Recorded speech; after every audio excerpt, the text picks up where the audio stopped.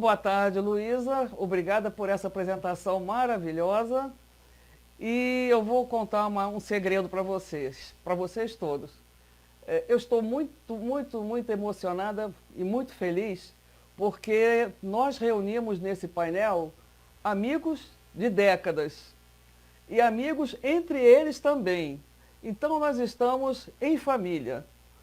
Eu sou a Georgette Lemos, mulher, preta, cis, uso cabelo preto curto, estou usando no momento óculos, brincos, eu tenho um lenço pendurado ao pescoço, porque está muito frio.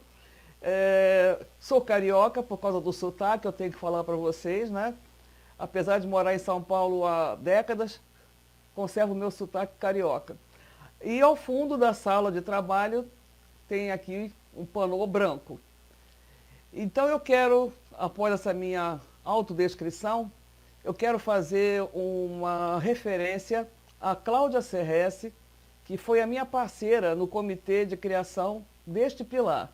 Ela não está participando aqui conosco, mas lá no princípio ela me ajudou muito. Eu quero informar para vocês duas coisas.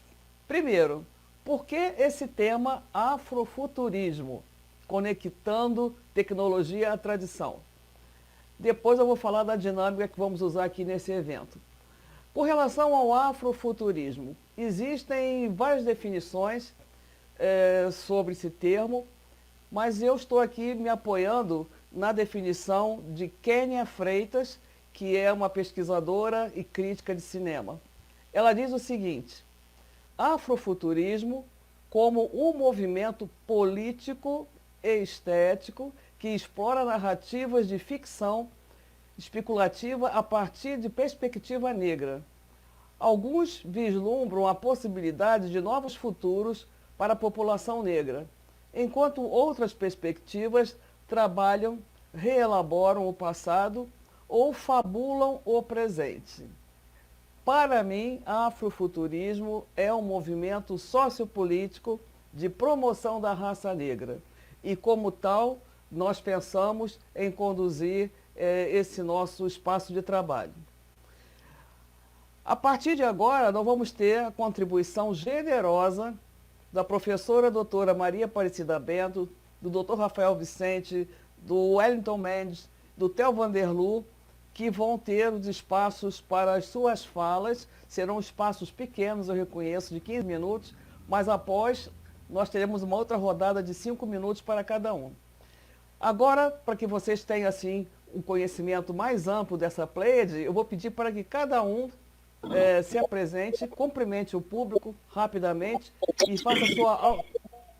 e faça a sua autodescrição, começando pela professora Maria Aparecida Bento. Boa tarde, Cida Bento, sou negra, cabelos crespos, curtos, óculos, brincos, blusa colorida, estou na minha sala da minha casa, e tem aí uma parede branca na minha retaguarda. Sou psicóloga social e diretora do CERT, Centro de Estudo das Relações de Trabalho e Desigualdades.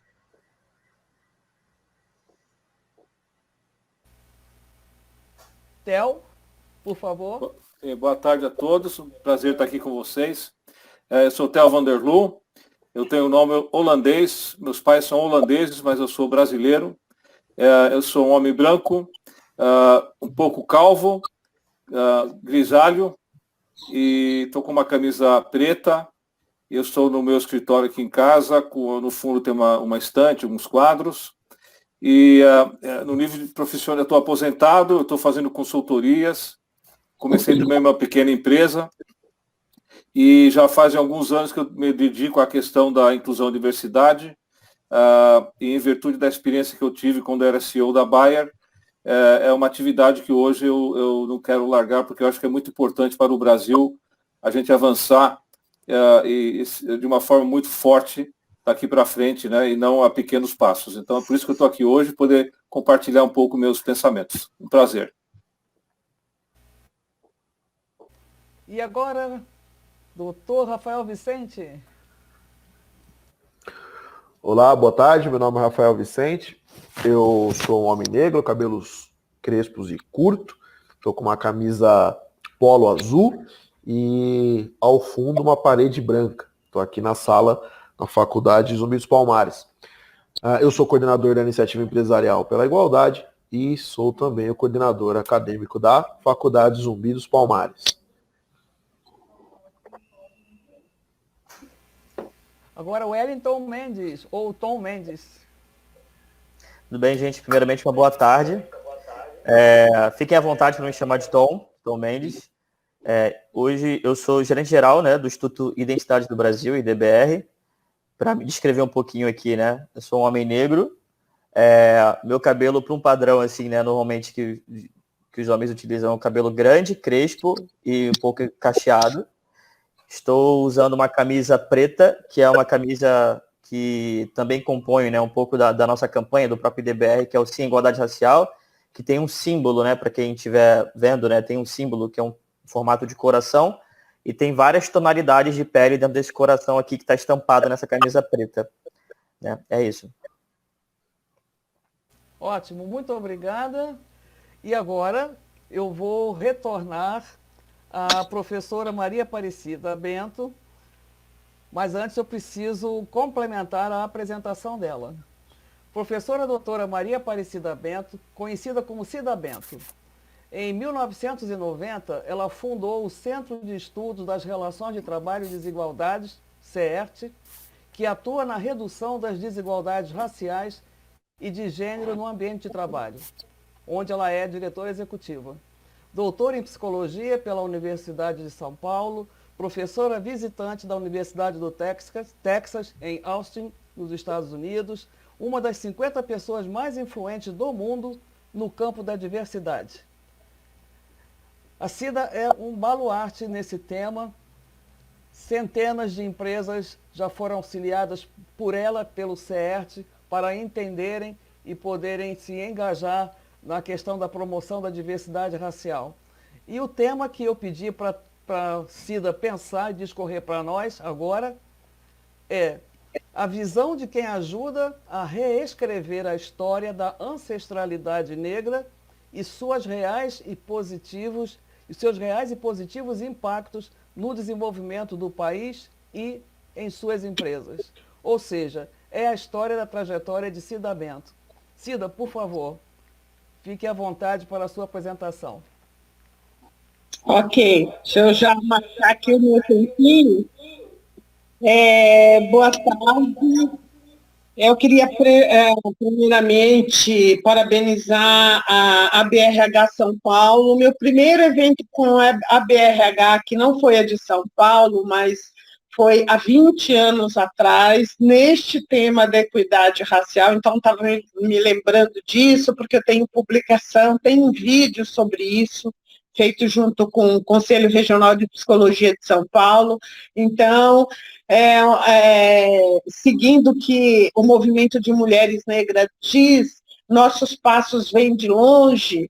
Então, neste tema específico, eu estou há bastante tempo por muita paixão. E queria dizer do meu prazer de estar com a Georgette Lemos, que é uma parceira, e eu reconheço muito a importância do trabalho que ela faz, pela importância que a BRH tem no país e a BRH em São Paulo em particular.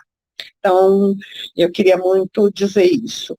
Depois, pensar um pouquinho, a Georgette começou a fala trazendo um pouco esse conceito do afrofuturismo e eu, novamente, retomando uma citação frequente das mulheres negras, que nossos passos vêm de longe, do movimento de mulheres negras. Eu acho muito importante lembrar que nós estamos aqui hoje na BRH e que este tema caminha de maneira galopante nas instituições públicas e privadas a partir de uma longa história. Então, eu queria destacar que lá no começo, nos finais da década de 80, no primeiro encontro de sindicalistas negros em São Paulo, com as 3 centrais, que depois teve um um encontro com empresas e sindicalistas também. Naquele tempo, quando a gente conversava com o movimento sindical, eles diziam muito que a luta do trabalhador e a história do trabalho, né, da resistência dos trabalhadores no Brasil, começaram com a chegada dos italianos. E a gente brincava que será que os italianos trouxeram na mala o anarcossindicalismo?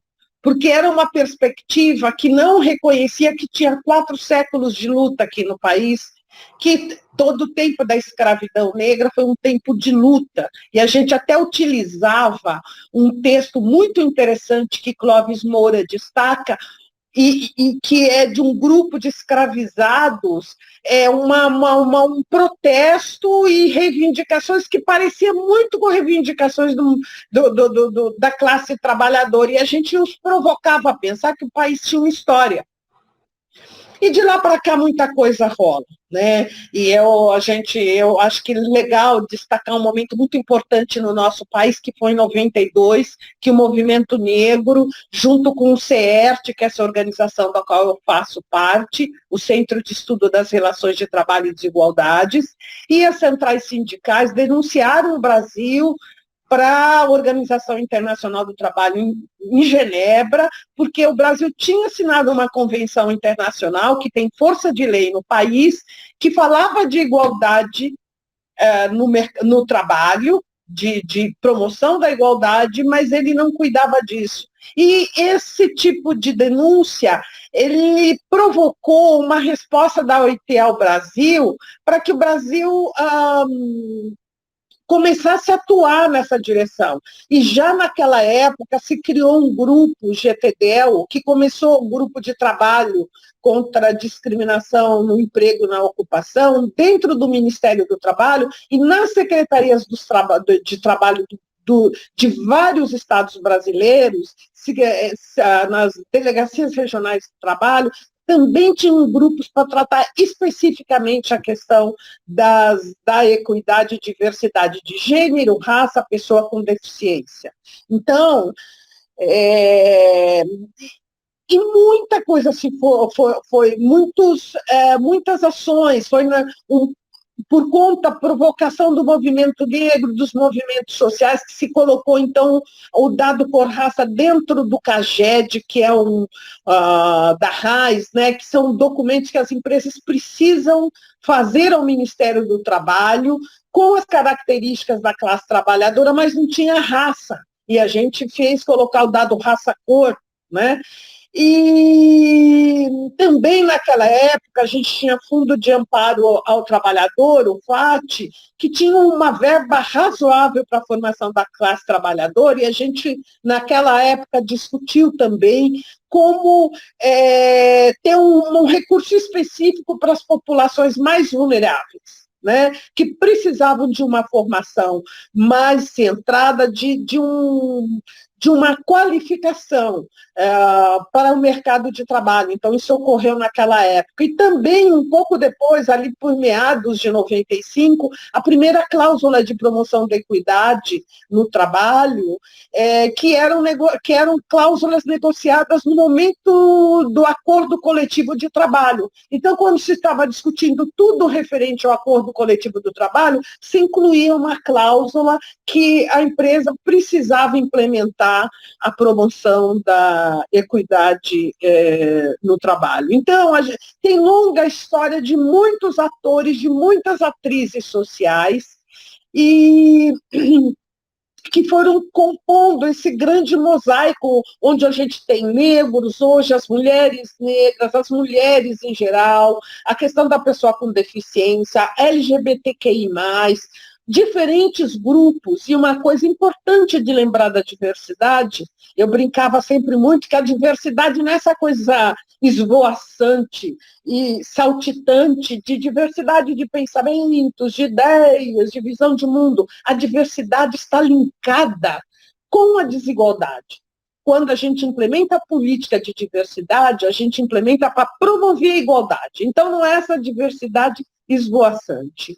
E hoje a gente tem um grupo muito grande de instituições espalhadas por todo o Brasil, auxiliando instituições, organizações públicas e privadas a se tornarem mais diversas e mais equânimes. Isso eu diria, é uma ação importante para tornar nossa sociedade mais igualitária, mais justa e mais equilibrada, mais harmônica, né? Porque o grau de desigualdade que o Brasil tem, ele não é um bom conselheiro para uma sociedade que quer crescer, que quer um desenvolvimento que contemple a todas as pessoas. Então, quando a gente provoca as empresas, a gente provoca um ator social fundamental, que, se do lugar onde estão as empresas a gente consegue ter a diversidade,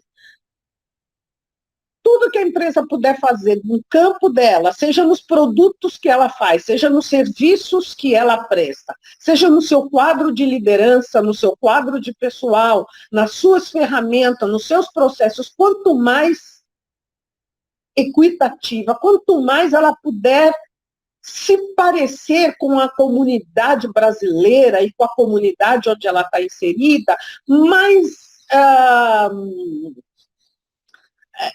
inventiva, mais acolhedora ela é para os trabalhadores, inclusive mais produtiva e com melhores resultados. Tem uma infinidade de pesquisas mostrando isso, de grandes institutos de pesquisa do Brasil e de fora do Brasil. Então, as empresas, na minha percepção, devem fazer isso por uma questão de direitos humanos, por uma questão de fazer sua parte na construção de uma sociedade para todas e todos. Mas isso também é bom para elas.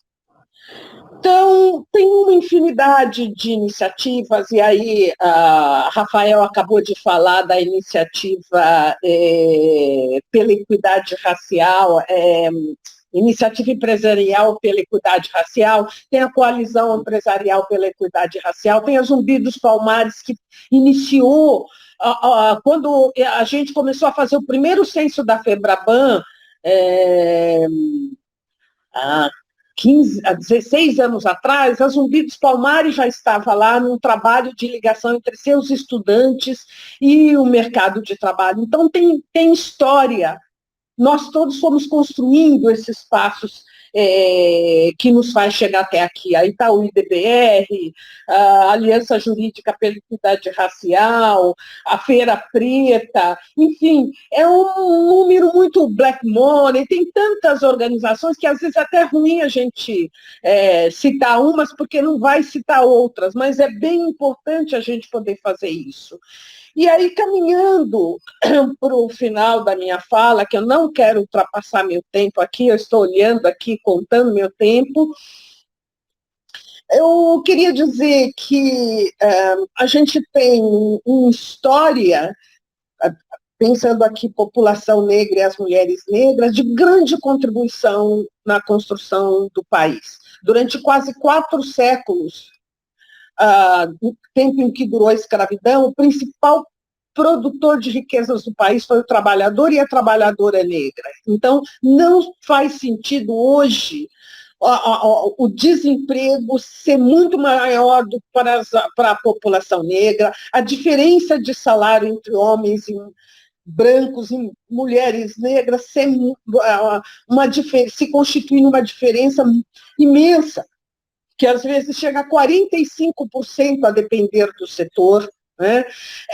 As mulheres negras e os homens negros não estão nas lideranças das instituições, então a falta da diversidade, a falta de pensar o país por diferentes olhares que poderiam dar contribuições muito novas para problemas antigos que nós temos. Então, poder seguir junto, né? Poder pensar os desafios que o Brasil enfrenta agora após pandemia, né? Que tudo vai se reorganizar neste país, poder Assim, nós vamos ter que pensar como é que nós cuidamos dos segmentos mais vulneráveis, pelo menos por um ano.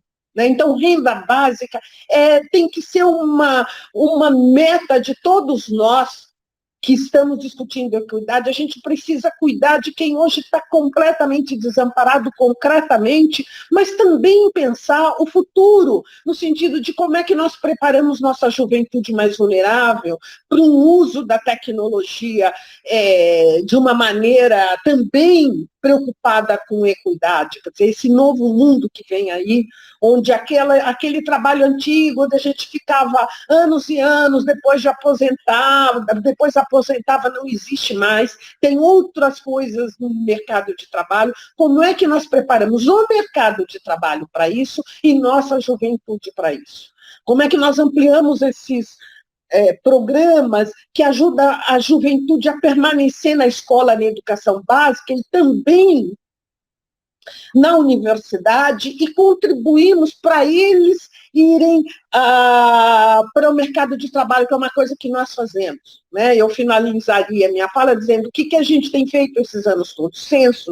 Censos em diversidade, que ajuda a ver onde estão os gaps, e ajuda a instituição a ter um plano de ação para mudar isso, mudar seus processos, suas ferramentas, enfim, e devagarinho mudando de dentro para fora. E junto com isso, nós temos fortalecido a permanência da nossa juventude mais vulnerável na universidade e aberto caminhos para entrar nas empresas, fazendo links importantes e complementando a formação, porque quem não estava nessas dimensões mais no mercado de trabalho, mais de liderança, mais científica, mais de vanguarda, não conhece os códigos institucionais, que até bem pouco tempo atrás era só assunto de homem branco. Então, trazer esses segmentos é trazer também uma complementação de formação. E sigamos juntas e juntos. Cida maravilhosa. Eu gostaria que todo o Brasil ouvisse sua fala. Se nós aqui da BRH pudermos ser um micro-organismo que possa multiplicar a sua fala, eu acho que nós já estaremos cumprindo parte do nosso papel. E você falou de tantas coisas aí fundamentais, eu vou pegar uma que vai fazer o link com o nosso próximo speaker, que é o Rafael Vicente. Você falou da questão da preparação das gerações, principalmente das novas gerações, para que tenham condição de ocupar os espaços de trabalho e, consequentemente, renda. Então, eu vou chamar o Dr. Rafael Vicente, jovem, advogado, coordenador geral da Faculdade Zumbi dos Palmares, coordenador da Iniciativa Empresarial pela Igualdade, e ele já havia feito uma pequena apresentação dele, né? Eu vou pedir que o Dr. Rafael, esse jovem, geração Z pura. Rafael, por favor, fale um pouco da transformação. Eu fiz uma provocação para o Rafael e falei, gostaria que você falasse, a transformação já começou. Porque a gente fala em futuro, futurismo, mas, no caso, a transformação já começou. E o papel da Universidade Zumbi dos Palmares, da Afrobras, esse movimento AR que vocês estão coordenando, e falasse também, obviamente, da Iniciativa Empresarial pela Igualdade Racial. Fica à vontade, seus 15 minutos, por favor. Eu acho que o vídeo aí tá me ajudando, porque eu não tô tão novinho assim não, viu? Mas vou ficar com um elogio.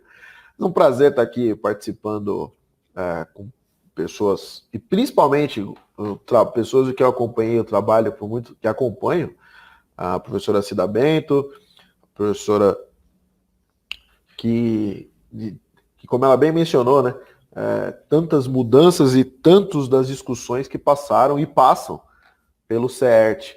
Eu gosto muito, duas personalidades que eu gosto muito de acompanhar, a professora Cida Bento e a professora Eunice Prudente, que por um acaso hoje é professora aqui da Faculdade Zumbi dos Palmares, mas, entre outras coisas, ex-secretária de Justiça do Estado de São Paulo. Porque elas, mas como tantos outros, né, trabalhavam e trabalham o tema em uma época em que sequer havia, ou muito pouco se discutia, a questão da diversidade, em que essencialmente a discussão da academia brasileira se debruçava sobre um problema social. Então o problema do Brasil é um problema social, talvez educacional, mas nunca um problema racial. E para falar de transformação, eu acho importante, e a professora Cida veio falando, e para mim veio passando um filme aqui, justamente do primeiro que essa transformação vem de longe, né? A gente pode fazer vários recortes, né? Principalmente, e aí é uma coisa muito interessante, como a iniciativa privada ficou para trás frente a muitas das ações do governo e de vários governos. Por que eu estou dizendo isso? Porque vamos pegar aqui, por exemplo, esse ano, né? Então a questão da discussão, programas de trainee do Magazine Luiza. Veja, isso é uma discussão defasada, discussão fora de hora. A gente, desde 2012, que o Supremo Tribunal Federal já havia decidido, discutido, debatido e dito constitucional os programas de ações afirmativas. 2013 define que são constitucionais os programas de verificação, que depois vão ser as câmaras de heteroidentificação. Isso 2012, 2013. Mas parece que isso ficou numa caixinha, né? Então, e aí 2020 surge como uma grande novidade. Nossa, o programa do Magazine Luiza aí causa toda uma comoção e por aí vai. Então, fora de lugar. E aí nos dá a dimensão de como ainda tem trabalho a ser feito nesse sentido. Esse é um ponto. Então a gente pode fazer um primeiro recorte de 2012, né? Então, primeiro recorte de 2012. Mas a gente pode retornar um pouco mais. Porque se houve um 2012 é porque houve o início das discussões dos programas de ações afirmativas no Brasil, no caso, ensino público superior, que o pano de fundo, a discussão é se havia ou não havia um problema racial brasileiro que produzisse resultados excludentes no acesso às universidades. Bom, isso começa ali nos anos 2000, 2001, no momento em que o Brasil participa do programa de Durban e assina a Carta de Durban, no sentido de que um primeiro reconhecimento oficial brasileiro, que já vem de uma provocação, como a Cida mencionou, dos anos 90, mas uma primeira declaração do Estado brasileiro de que há um problema, o flagelo do racismo causa um problema muito sério na sociedade brasileira e no mundo, até porque é um documento internacional.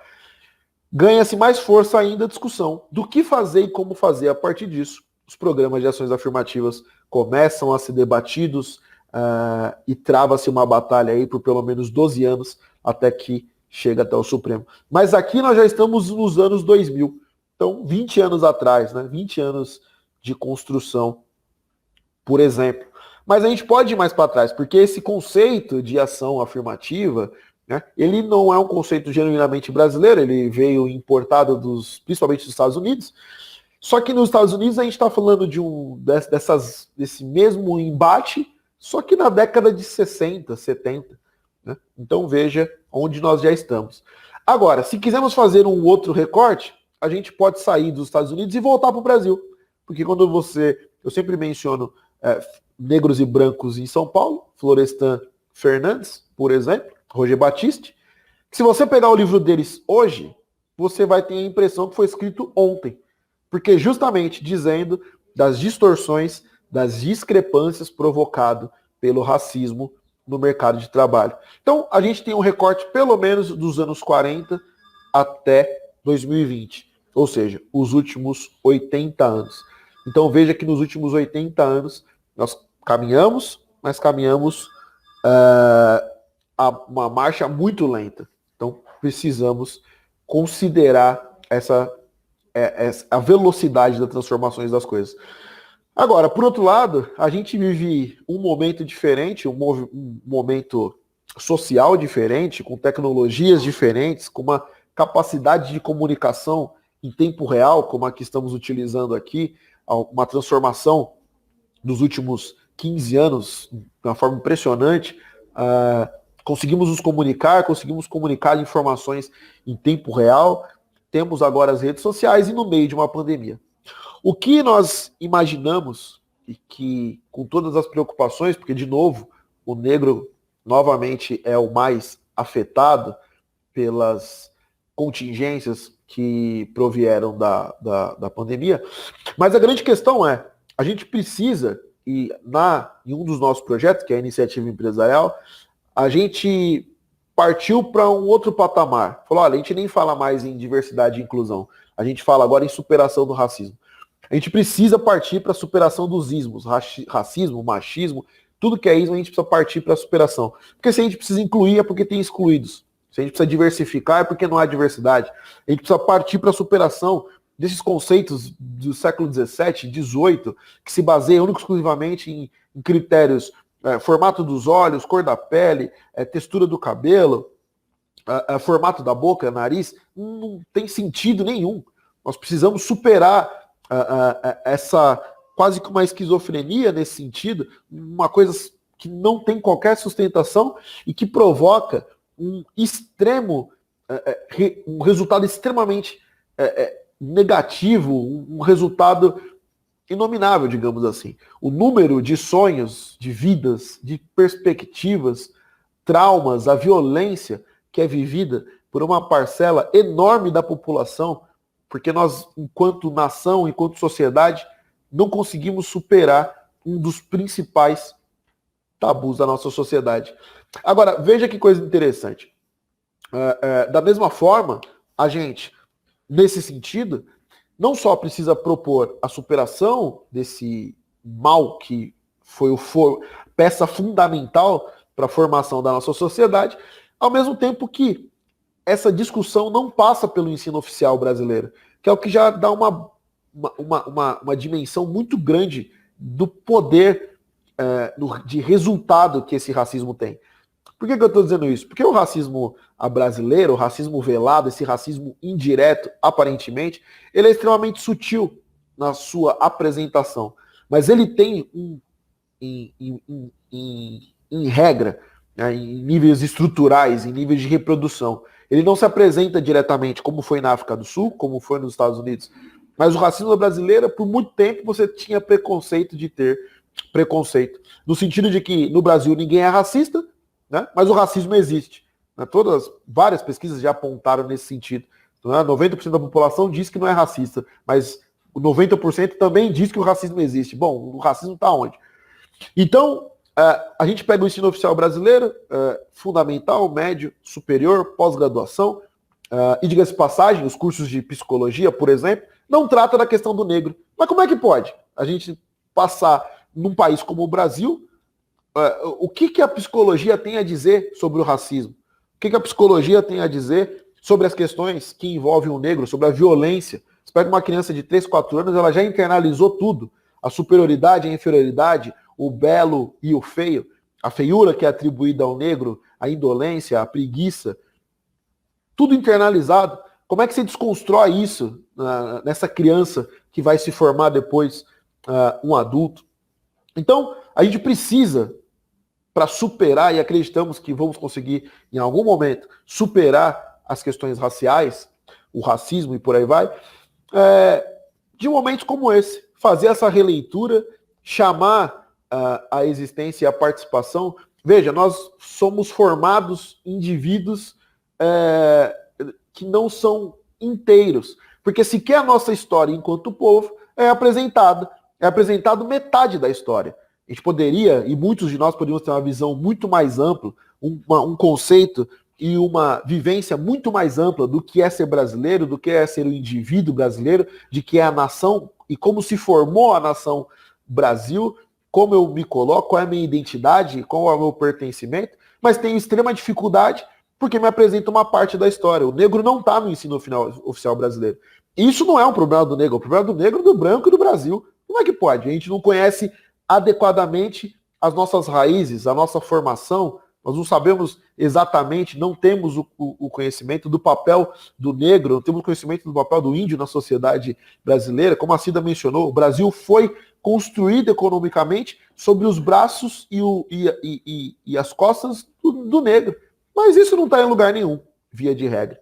Então, isso é um motivo que a gente precisa aprofundar, resgatar e transformar para um futuro próximo. De toda forma, e por fim, seja o trabalho da Faculdade Zumbi dos Palmares, que já vem de 14, 15 anos, acompanha essencialmente e lança um olhar ousado e desafiador nesse sentido, porque enquanto o Brasil discutia cotas, a Faculdade Zumbi dos Palmares lança, então, essa ideia, naquela época, em 2004, 50% de vagas para jovens negros, né? Por outro lado, os primeiros programas de estágios com os grandes bancos, que hoje, 20 anos depois, repete-se com o Magazine Luiza, mas em 2004 2005 a Faculdade Zumbi dos Palmares já trabalhava pela inclusão do negro, porque sabia que, olha, só a educação nesse caso, vai ser insuficiente, porque nós temos barreiras, muros invisíveis que não permitem o ingresso desse negro. E esse muro chama racismo. Aliás, é só ver que nos últimos 30 anos o número de negros no ensino superior quase que quintuplicou. Né? E nos anos 90, se dizia muito isso nos anos 90, começo dos anos 2000, nós não contratamos negros porque não tem negros no ensino superior, ou o número de negros é muito pequeno. Se tivesse, contrataríamos, pois nos últimos 20 anos essa transformação aconteceu e os negros não foram contratados. Quando você pega os quadros e faz essa observação dos quadros de nível de alta liderança, média gerência, hoje no Brasil, das 500 maiores empresas, é o mesmo ou até um pouco menor do que 20 anos atrás. A foto é a mesma. A gente produziu muito, resultado ainda muito incipiente nas empresas. Melhoramos, mas melhoramos muito pouco. Eu acho que o caminho é justamente o que será a próxima década. Tivemos a década de 90, onde começam essas discussões, os anos 2000, onde é o ano a década das ações afirmativas, 2010, 2020, a década da diversidade, 2020, 2030, precisa ser a década da superação do racismo no Brasil e no mundo. Eu acho que a gente precisa radicalizar nesse sentido, não aceitar de qualquer outra coisa diferente do que a superação. Primeiro porque as próximas gerações que vierem já talvez venham libertas desse mal e desse flagelo que nos acomete há tanto tempo, mas talvez se a próxima geração ainda não vier, pelo menos vão vir com uma situação e uma condição de existência muito mais adequada, muito mais valorizada, e resgatada a condição de humanidade do negro, para que num futuro próximo, se é que na próxima década não vai ser suficiente, nós consigamos encaminhar não só o nosso país, mas a demanda no mundo, porque não é possível, não é aceitável, não é sequer considerar qualquer outra coisa, ou qualquer outro argumento que não a superação do racismo no nosso país e no mundo. Bom, eu acho que no geral era isso, até porque vai dar tempo mais 30 segundos, então já vou devolver para Georgette. Rafael, brilhante como sempre, você sabe que eu sou sua fã.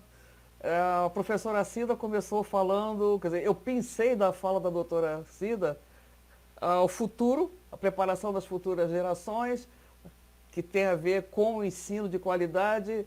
Aí veio você, que é atualmente coordenador de ensino da Zumbi, aí você fala da questão da superação do racismo e dos ismos. Achei isso ótimo. Não adianta nós ficarmos comendo o prato, o mingau quente pelas beiradas. Eu acho que já tivemos tempo para fazer esse tipo de dança em torno da questão. Agora nós precisamos e vamos ir a fundo. E eu trouxe para você, olha, essa lembrancinha e essa outra lembrancinha. Tem história, hein? Eu guardo porque eu tenho orgulho de ter ganho essas honrarias lá da Zumbi dos Palmares, e cada um luta como pode e onde pode, né? Então a minha luta tem sido nos espaços que me são permitidos estar, e normalmente são espaços onde esse assunto não é a pauta do dia. Então acho que a minha presença, a minha insistência ou a minha perseverança também tem contribuído para isso. Porque nós vamos e precisamos afunilar para a entrada da juventude, de todas as pessoas, de todas as idades, não só dos jovens, mas a entrada dessas pessoas pretas, como eu, como nós, no mundo do trabalho e com dignidade. E como agora vamos falar do mundo do trabalho, eu não posso deixar de me dirigir ao Theo Vanderloo. Então, Theo, você será o próximo a falar. Theo Vanderloo, ele na apresentação dele, ele falou algumas coisas assim sobre a questão profissional, a experiência dele, mas ele hoje ele tem uma empresa que é a Nato Science, não é isso? Ele foi o fundador e é o CEO.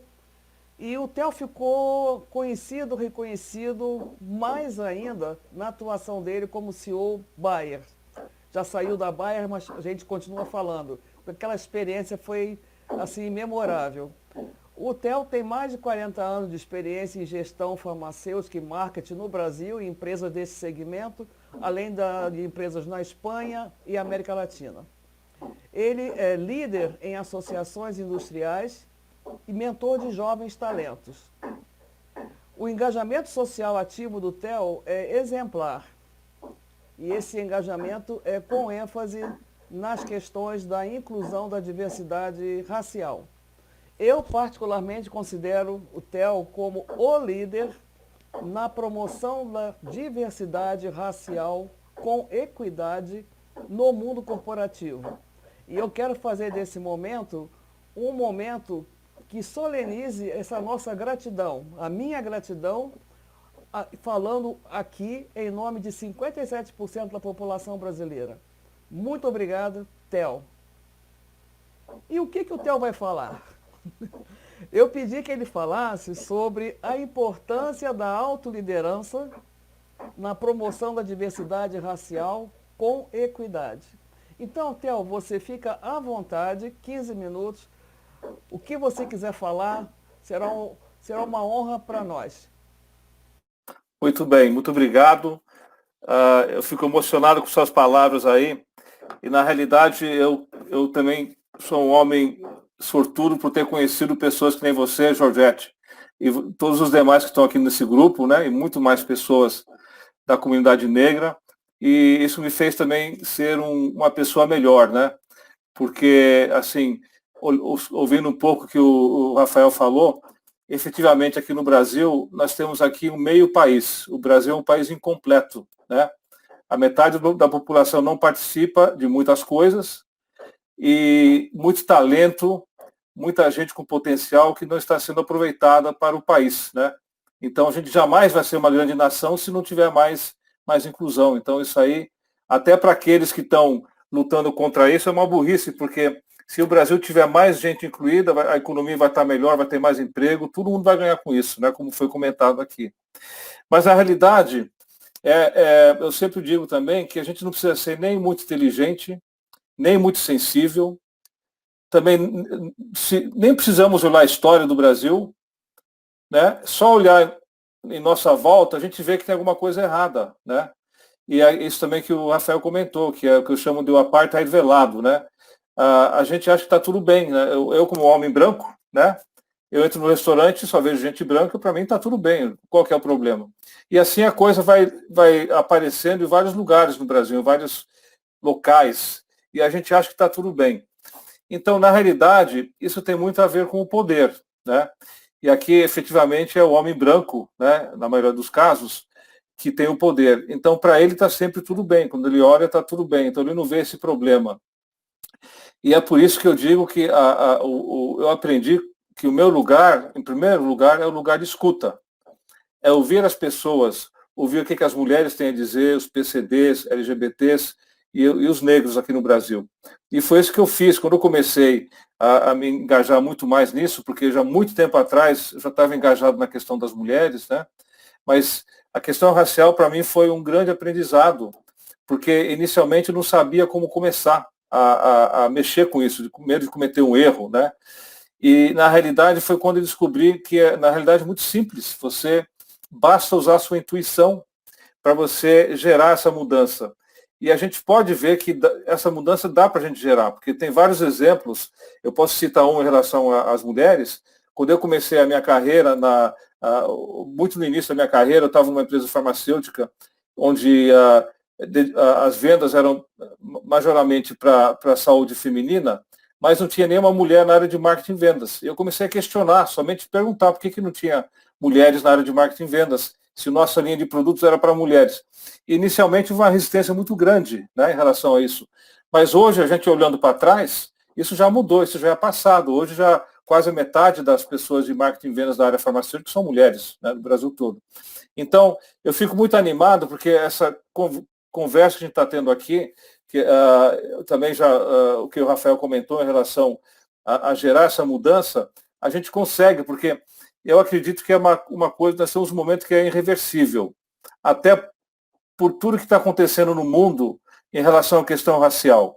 Então, e graças à mídia social e a eventos como este, que além de a gente estar falando agora, vão ficar gravados, a gente vai criando uma onda favorável, né, antirracista, para realmente não eliminar esse problema, que ele vai sempre existir, mas pelo menos reduzir de uma forma muito acentuada e, como também foi comentado, que as próximas gerações possam já nascer, né, e viver num mundo muito mais justo e mais correto, né? E aí, agora olhando um pouco em relação às empresas, o que acontece? É verdade que as empresas têm um papel fundamental na sociedade. A gente não pode sempre culpar o governo, né? Tudo que está errado, a gente vai procurar culpados, e nós sempre achamos que nós não temos nada a ver com a história. Cada um no Brasil, cada pessoa no Brasil pode fazer alguma coisa em relação ao racismo e à desigualdade, né? Então, eu acho que essa consciência tem que aumentar. Eu posso, como uma pessoa que teve mais privilégios, talvez eu possa ajudar um grupo de pessoas com menos privilégios. Ou talvez um grupo de pessoas que não tiveram tantos privilégios pode se juntar e ajudar uma outra pessoa que teve muito menos privilégios, por exemplo. Então, tem várias formas de fazer isso e não é somente culpar o governo. E aí eu acredito que as empresas, esse é o nosso maior desafio, né? Porque o que a gente tem notado, né, é que as empresas tentam justificar a fazer diversidade e inclusão com números, né? Com o que a gente chama de business case. E eu acho que isso é muito importante, porque é óbvio que a inclusão e diversidade ela vai gerar benefícios para a empresa, né? Não tem cabimento você ter um produto, por exemplo, onde a maior parte dos consumidores são pessoas negras, e você no marketing não tem nenhuma pessoa negra para cuidar de todas as estratégias. Então isso não tem sentido. Só pode ser melhor se você tiver tão mais pessoas negras, ou no caso das mulheres, enfim. Eu acho que isso é óbvio, né? Mas por que as empresas querem sempre justificar pela razão a questão de fazer inclusão e diversidade? A gente usa a razão para justificar aquilo que não é justo. E, no fundo, aí vem aquela questão da meritocracia, que eu não sou racista, eu sou meritocrata. Aí eu resolvi meu problema, lavei minhas mãos, resolvi o problema. Não é tão simples assim. Não é tão simples assim. A gente sabe que aqui se trata de eliminar barreiras que foram construídas para aquelas pessoas que tiveram poder, né, que têm poder. Então, se trata disso. As empresas têm que se conscientizar que as pessoas negras, todas que eu conheci, elas não querem favores. Elas não querem um emprego para o qual ela não está preparada. Isso nenhuma pessoa quer, independente da raça, né? Se é homem, mulher, branco, negro, nenhuma pessoa quer assumir uma vaga para a qual ela não está preparada, porque isso vai ser contra ela. Elas somente querem oportunidades para mostrar o talento e o potencial que elas têm. E aí vem uma outra história, uma outra barreira que nós colocamos nas empresas, muitas vezes, é a questão da faculdade, né? A questão do inglês, aquela coisa toda. Por exemplo, a questão das faculdades, a gente não pode generalizar e achar que só vai funcionar se nós temos pessoas com faculdades nas empresas ou com as melhores faculdades. Cada pessoa é diferente. Eu conheci na minha vida muitas pessoas que quase não tiveram faculdade e são donos de empresas, por exemplo, né? Então, eu acho que é muito mais importante a gente aprender a ouvir, como eu disse, mas olhar também a história de vida de algumas pessoas. O que essa pessoa teve que fazer para chegar onde chegou, com todos os obstáculos que ela teve na vida dela. Isso por si só, acho que vale às vezes mais do que uma faculdade, né? É claro que uma faculdade, cursos de treinamento são importantes para você ser mais completo como profissional, mas não é a única coisa que conta. Acho que temos que ver todo o pacote, o que essa pessoa fez, as atitudes que ela teve para chegar onde chegou. E isso são mudanças de paradigma. A gente tem que mudar um pouco os paradigmas nas empresas, na hora de escolher e promover pessoas. A promoção também é uma outra questão. A gente vê hoje muitas empresas contratando mais mulheres e mais pessoas negras, mas na hora de uma promoção elas têm uma certa dificuldade. Então elas vão procurar talentos fora da empresa. As empresas têm que se habituar também, não só de contratar os estagiários e também os trainees, mas também cargos de maiores executivos, mas também treinar e promover essas pessoas, esses profissionais, e não achar sempre que tem lá fora tem um candidato melhor. Temos que correr risco, sim, às vezes, correr risco e falar, bom, eu não sei se a pessoa está preparada, mas se ela quiser, a gente acha que ela tem o mínimo necessário, vamos dar a ela essa chance. E tudo isso que eu estou comentando aqui, na realidade, é uma mudança de paradigma, é deixar de fazer o que a gente faz. Porque um dos motivos que a gente, assim, todos nós concordamos que a inclusão e a diversidade é importante, né? Eu acho que aí essa questão já, não precisa nem falar mais, eu acho que já é óbvio. Agora, a questão aqui é, então, se todo mundo concorda, por que a gente avança tão lentamente? Por que a gente não dá um pulo para frente? E eu também acredito que isso tem muito a ver com a prioridade que nós estamos dando. Quer dizer, você pode até concordar, mas de repente achar que tem coisas mais importantes na empresa. E aí, muitas vezes, é uma questão de você dedicar, por exemplo, uma equipe em relação à inclusão e diversidade, você ter uma ou duas pessoas dedicadas a isso para ela poder se aprofundar com o tema, preparar, criar um movimento dentro da empresa e fazer o networking fora da empresa. Muitas empresas não querem investir nisso, e também apoiar consultorias e eventos como estes, né, para a gente divulgar cada vez mais a questão da inclusão racial nas empresas. Eu acho que é todo um pacote de atividades que as empresas deveriam realmente debruçar sobre essa questão e realmente fazer projetos para cada empresa. E cada empresa é uma situação diferente, né?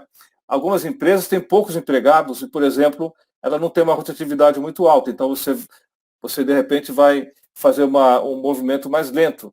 Mas você pode apoiar eventos como este, por exemplo, como falei, você pode procurar fornecedores negros, né? Você pode apoiar uma escola, né? Então tem várias formas de você também estar socialmente engajado e também em relação à questão racial, sem necessariamente ter que contratar pessoas na empresa. Outra coisa que eu queria comentar é em relação à questão da educação, né? Que muitas vezes isso é usado como uma desculpa também, porque não tem negro porque não tem educação, como foi comentado aqui.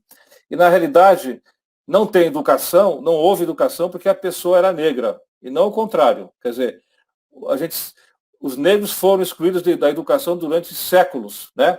E depois da escravidão tiveram muita dificuldade em ter acesso a uma boa educação. Então não é a educação, a falta talvez de oportunidade de estudar foi em virtude do racismo. Mas tem mais uma outra coisa, porque eu, como também sendo filho de holandeses, eu tenho contatos com pessoas negras na Holanda, e a gente vê na Europa o que está acontecendo. Lá tem muitas pessoas negras também na Holanda, em virtude do Suriname, que foi uma colônia. A Holanda também teve um papel terrível também nessa questão do tráfico de negros, né, na época. E como a Cida comentou também, quer dizer, muita riqueza que existe no Brasil, daquela época, também foi transportada para a Europa. Então, muita da riqueza que está na Europa hoje é trabalho de pessoas escravizadas, né? E essa questão agora está surtindo também, está surgindo na Holanda. E na Holanda os negros reclamam também do racismo institucional. E lá os negros têm uma boa educação. Eles têm uma educação excelente na Holanda. Mas também reclamam do racismo institucional. Então não é tão simples assim falar só de educação. Eu acho que essa mudança de mindset é muito importante. E as empresas têm um papel fundamental porque elas contratam muita gente, muitas pessoas, e elas conseguem gerar uma onda que pode se multiplicar.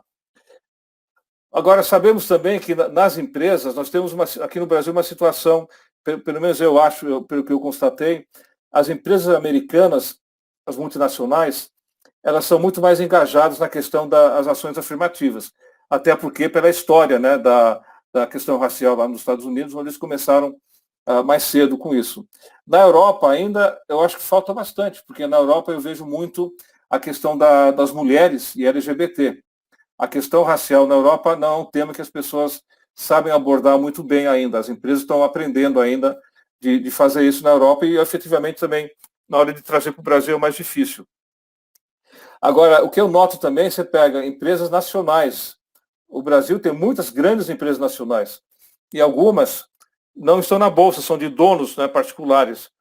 E eu noto que existe uma distância muito grande, porque você às vezes conversa com pessoas de empresas médias e até grandes nacionais, com os donos, né? E você vê que esse tema não está muito forte na agenda, não aparece, né? Então, eu acho que essa consciência tem que aumentar também nas empresas nacionais, não são todas, a gente sabe que os bancos são muito engajados, eu conheço muitas empresas do Brasil que são engajadas, e também, com certeza, no futuro, os investidores vão olhar cada vez mais, não só aqui no Brasil, mas lá fora também, e vão olhar cada vez mais o que as empresas estão fazendo para ajudar com o progresso dos países onde ela atua. Não é somente tirar o lucro, mas também deixar alguma coisa para o país, para ajudar no progresso do país. Então, acho que toda essa mudança de mentalidade é uma coisa que está ocorrendo e que é irreversível. Então, mais uma vez, eu acho que eu queria falar, e estou muito feliz de estar aqui com vocês compartilhando isso. E eu queria comentar também que a Georgette era minha grande amiga, ela me procurou desde quando eu comecei a mexer muito com a questão racial, né, Georgette? E é uma parceria maravilhosa, estou feliz de estar aqui. Muito obrigado. Bom, eu agradeço duplamente.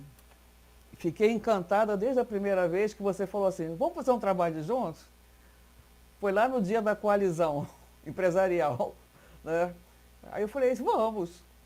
Bom, eu não costumo recusar convite. Aí eu fui logo fazer um projeto e depois fui lhe procurar.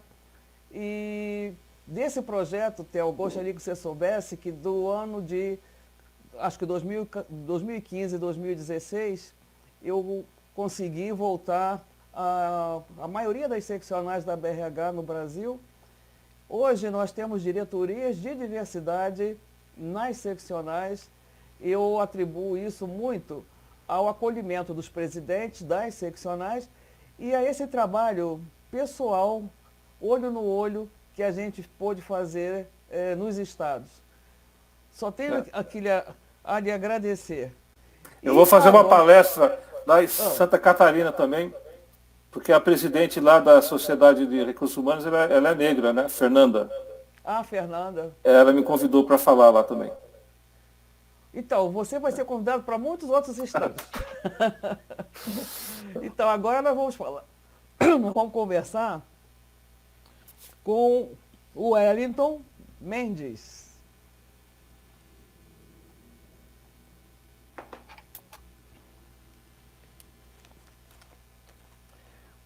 Wellington Mendes, pós-graduado em gestão de projetos pela USP, administrador de empresas pela PUC Rio de Janeiro, empreendedor, gestor de projetos, com experiência na gestão de empresas e iniciativas sociais. Desculpa. É que eu estou usando gengibre. E o gengibre piora às vezes. Atualmente, ele é General Manager do Instituto Identidades do Brasil. E o tema que eu pedi para o Tom abordar foi justamente esse. O ID Brasil, ele desenvolve estratégias, parcerias, visando tornar aquilo que era utopia, né, em ações de desenvolvimento de talentos.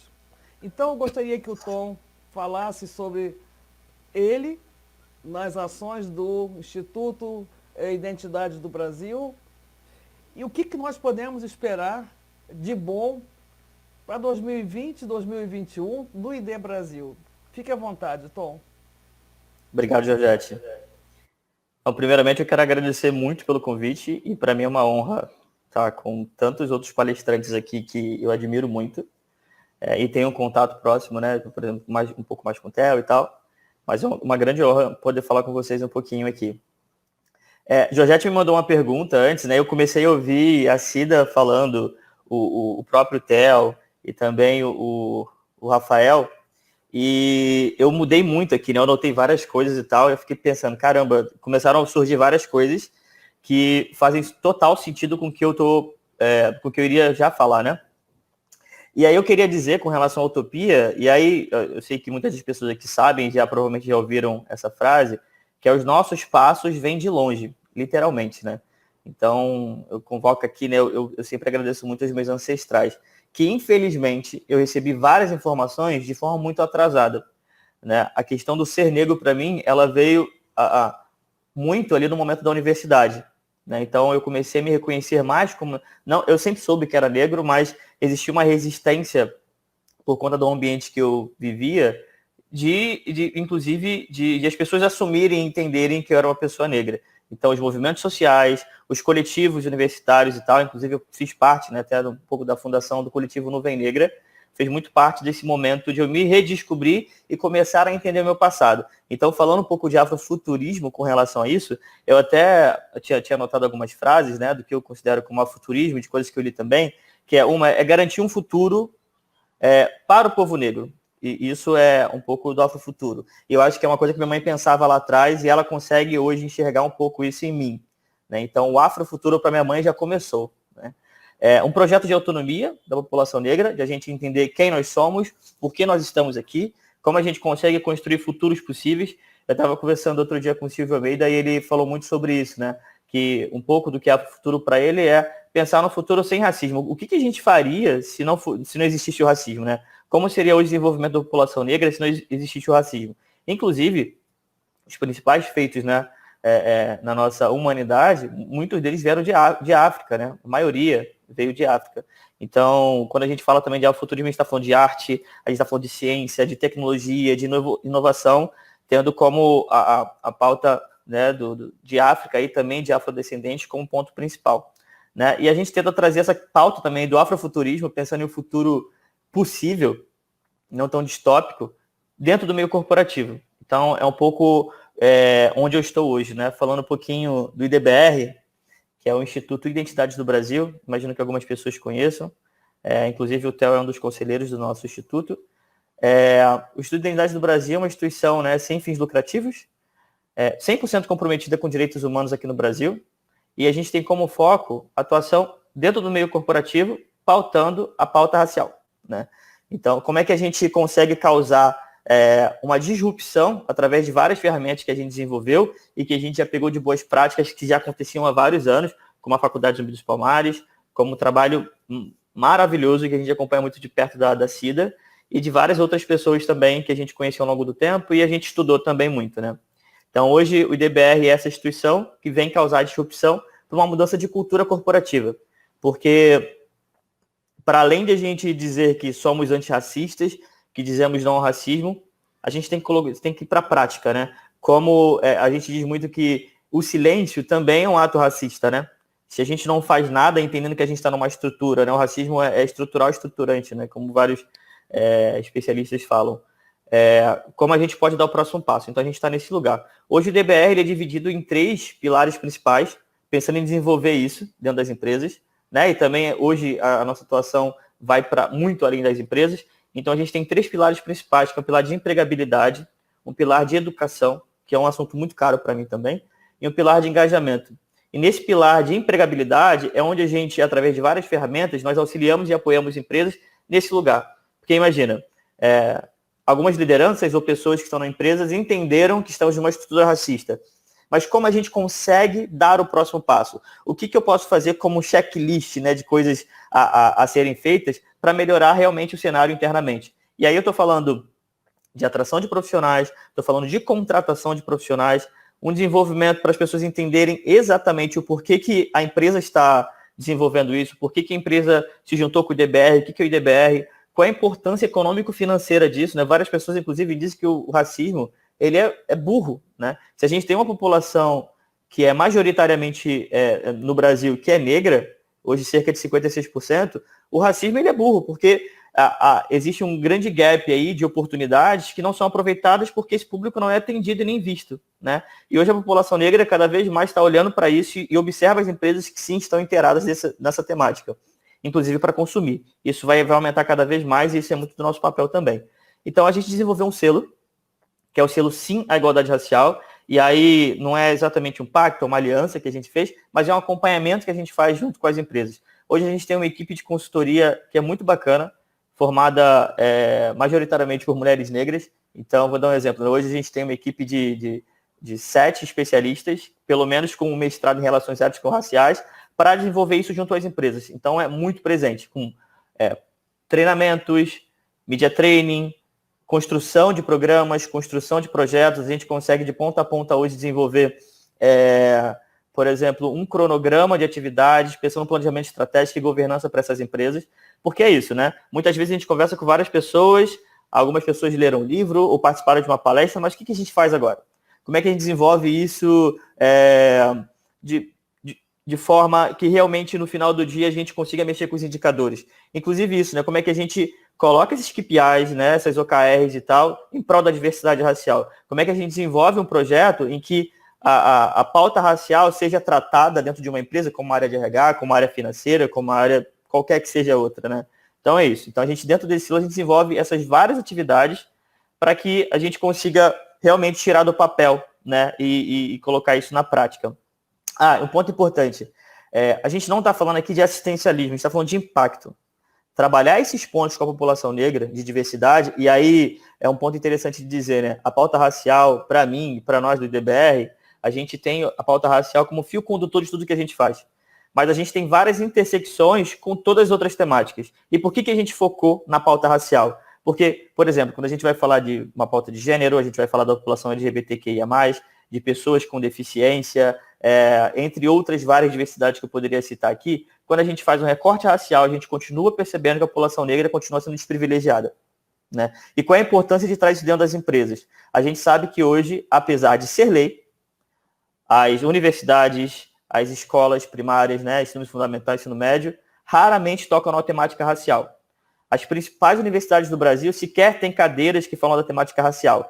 E a gente encontra essa população que não foi treinada, não teve contato com isso, e foi criada dentro de um ambiente racista, nas empresas hoje ocupando as principais posições. Então é muito importante a gente explicar o porquê que a gente tem esse cenário hoje.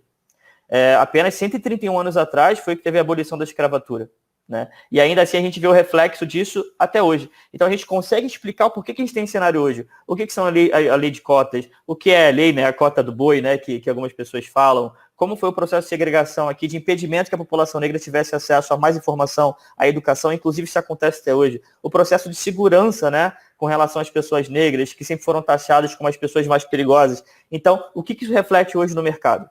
Será que essas pessoas... Isso é um ponto interessante. Lá na minha foto de formatura, quem quiser conversar comigo depois eu posso mostrar, tem somente eu e mais 2 pessoas negras em uma fotografia, né, do curso de administração da PUC, que estavam se formando, que eram negras. E aí eu perguntei lá, e mais de 100 pessoas, né? Eu perguntei, vocês realmente acham que o perfil de pessoas como vocês são realmente muito melhores do que as pessoas que não estão aqui? Né? Então, inclusive, pessoas que vêm de fora do Brasil, elas perguntam, nossa, eu olhei no Wikipedia um perfil do que eram os brasileiros, e quando eu cheguei na universidade, quando eu cheguei na PUC, né, tipo, eu não vi essas pessoas lá. E aí é onde é um outro ponto de educação que, como eu disse, né, é muito caro para mim. Então, e qual é o papel dessas pessoas que começam a fazer o teste do pescoço para ver se são, que o Theo fala muito disso também, né, os ambientes que eu chego, por que só tem pessoas que não são negras aqui? Né? O que está acontecendo? Isso é normal? Realmente a minha raça é tão superior assim que não possa ter outras pessoas, não possa ter diversidade aqui dentro? O que está acontecendo? Então, se perguntar, se inquietar, se sentir incomodado com isso que está acontecendo, faz parte de uma pauta antirracista.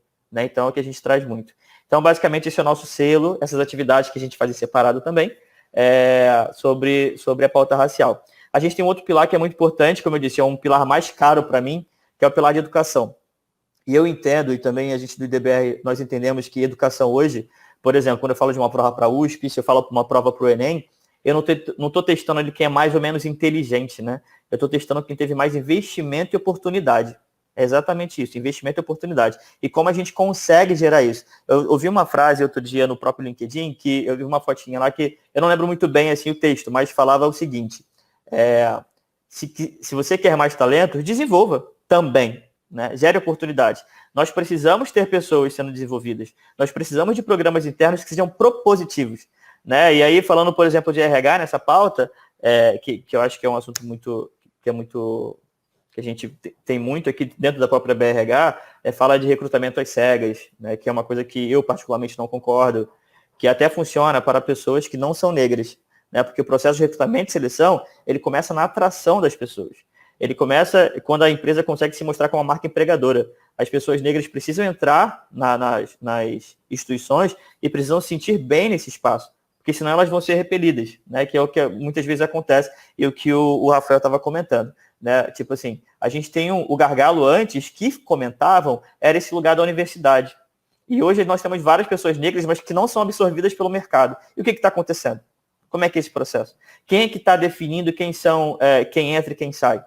Né? A gente conhece muito bem esse perfil. Como é que os algoritmos hoje, né, dentro do RH, eles estão sendo feitos, construídos, e quem alimenta esse algoritmo, né? Quem são as empresas de RH que a gente contrata como terceirizadas? Elas pautam a questão racial? Elas têm profissionais preparados para saber o que é preto, pardo, brancos, amarelos, indígenas? Elas sabem o que é raça, o que é etnia, o que é branquitude, branquidade, o que é lugar de fala? Isso é importante falar hoje em dia, né? Então, quando a gente fala de educação, no IDBR hoje a gente gera essa oportunidade e investimento através de parcerias, por exemplo, com instituições que têm o ensino do inglês, né? Hoje em dia a gente tem parceria com o EF, a gente tem parceria com Cultura Inglesa e também com o CEULEP em São Paulo e também no ensino superior com a Fundação Dom Cabral com bolsas de especialização e também de MBA. Né? E a gente tem outro pilar que é bacana de falar, vou falar super rápido, que é o nosso pilar de engajamento.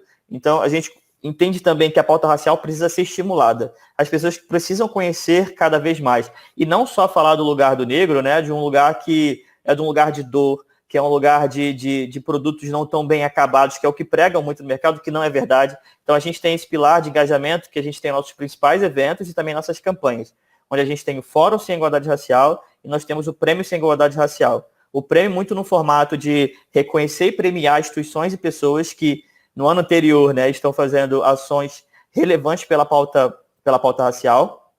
E o nosso fórum, a gente consegue conectar pessoas, especialistas e tal, para falar sobre essa temática. E um ponto importante, pessoas negras não precisam ser chamadas e convidadas só para falar da pauta racial. Né? Então, a gente tem hoje especialistas negros em todos os setores, com os mais variados tipos de informação. Então, se eu puder dar uma dica também, contrate e chame profissionais negros para falar sobre tudo. Sobre tecnologia, né? Sobre ciência, sobre arte, sobre cultura, sobre diversidade racial, sobre diversidade de gênero, qualquer que seja. Eu sei que meu tempo está acabando aqui, mas eu queria falar só algumas últimas coisinhas, né? O Rafael tocou no assunto sobre o processo seletivo do Magazine Luiza, inclusive que hoje é uma parceira nossa, nós fizemos um treinamento hoje com a liderança da Magazine Luiza, treinando e tal. Processos de trainee ferem diretamente o sistema, porque a gente está falando de cargos de liderança. Né? Enquanto a gente está falando de atividades que não pautam diretamente... Ficou bem barulho. Desculpa, gente, é que saiu um som aqui bem alto no meu ouvido.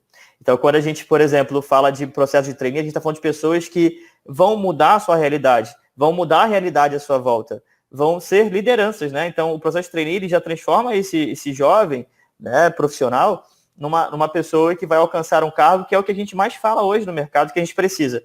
Então, a gente está falando de questões de segurança, que a gente vai melhorar, questões de saúde para a família dessas pessoas, no processo inspiracional também para essas pessoas. Né? Então, esse é um ponto que eu queria colocar do Magazine Luiza. Hoje a gente tem parcerias com Nubank, Unilever, Adidas, Quinto Andar e várias empresas que, ou pelo amor ou pela dor, estão chegando também na pauta racial. Seria muito bacana, só para finalizar, que a maioria das empresas pudessem chegar para falar sobre a pauta racial de um lugar de pelo amor, né, que é uma coisa que o Theo também cita muito, mas isso é muito raro. Isso é muito raro ainda. A maioria das empresas chega pelo processo de dor, porque teve um problema com relação ao racismo na mídia, porque teve um problema interno. Hoje, cada vez mais profissionais negros vão pautar isso internamente, vão trazer essa temática e vão querer diferença, senão vocês vão perder talentos. E vão perder mesmo, porque hoje a gente tem cada vez mais pessoas negras com currículos espetaculares e as pessoas vão querer trabalhar em ambientes que acolham também, né? E aí, só para finalizar, quando a gente fala desse processo também de recrutamento e seleção, em nenhum momento a gente está falando de baixar a régua, né? Então a gente está falando de como a gente move essa régua, entendendo o que a gente tem no mercado, né? Então, basicamente isso que eu queria trazer com relação ao recrutamento e seleção também, e me colocar à disposição para trocar, né? E com vocês e tal. E eu vou deixar um pouquinho para a fala final, que eu anotei várias coisas aqui que eu ainda não citei, mas gostaria de falar em algum momento. É isso. Brilhante, Tom. E o dia de hoje é um dia muito, acho assim, interessante, emblemático, até porque a nossa Luana Genot, no início da carreira, ela começou no mundo da moda, né? Sim. E a São Paulo Fashion Week está abrindo esse ano as suas atividades com 50% de pessoas afrodescendentes, pretas, pardas e indígenas pela primeira vez. Então eu queria convidar a todos, nós, não para ir a São Paulo Fashion Week, mas eu quero convidar para que vocês, se puderem permanecer após as 15h30, nós vamos ter a nossa sala de networking. Então, são os associados que eles vão até essa sala e vão trocar ideia com vocês. Então, quem puder, eu agradeço. E a fala final, que cada um coloque uma frase que as pessoas possam dizer assim, essa eu vou levar para minha casa. Começando pelo Theo. Uma frase deste evento? Não, do que foi falado aqui, ou do que você tem como sentimento, que você coloque, então, essa frase para que as pessoas levem na mente para a vida delas. Nossa, você me pegou de surpresa. Eu diria assim, que você ser antirracista faz bem para a alma.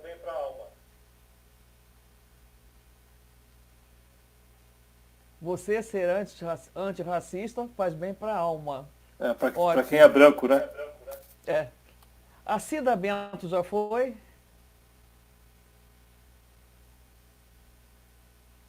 Cida? Então vamos para o Rafael. Sem estar interferindo aí, deixa...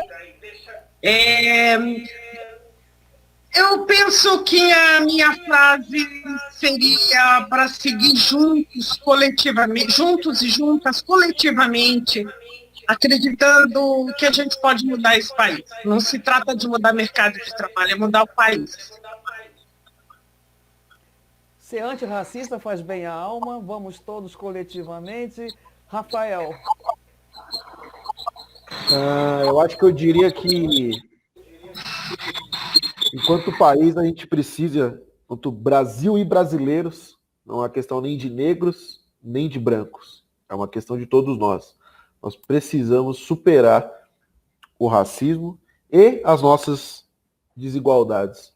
Só assim a gente poderá ser completo enquanto indivíduo e enquanto nação. Tom. Deu tom agora, Tom.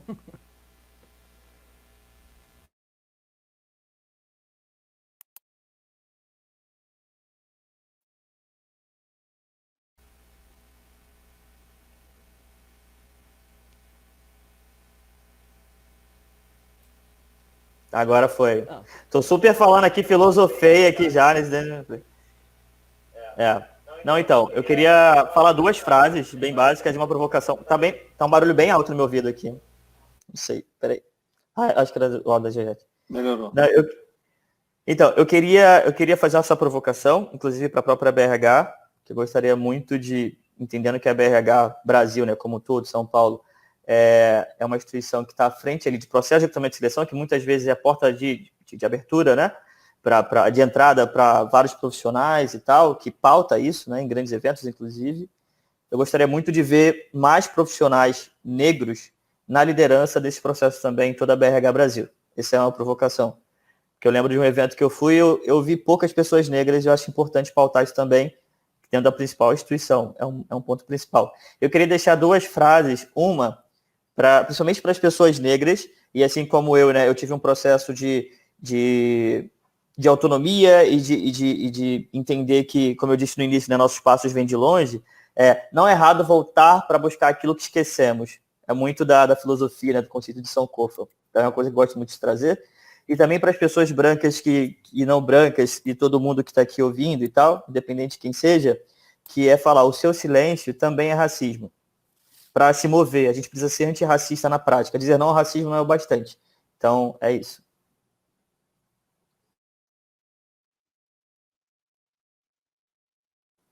Georgette, agora é você que está sem áudio. Ah, sim.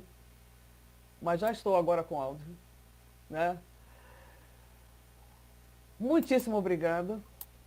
Esses momentos serão inesquecíveis, mas eles estão gravados, então eles serão perpetuados.